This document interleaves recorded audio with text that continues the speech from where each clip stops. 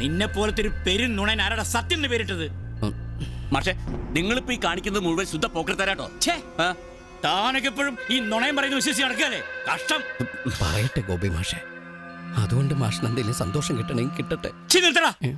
ഇവന്റെ ഭാവിയിൽ മണ്ണിടാനല്ല, ഇവൻ ഈ കരക്കാരുടെ കണ്ണിൽ മണ്ണെണ്ണൊഴിച്ച് കത്തിക്കാതിരിക്കാനാണ് ഞാൻ വന്നത്. എവിടെ നിന്നാണ് നീ എം പി എടുത്തത്? അതിപ്പോ അങ്ങനെയൊന്നുമില്ല. പറയട നാട്ടുകാരോട്.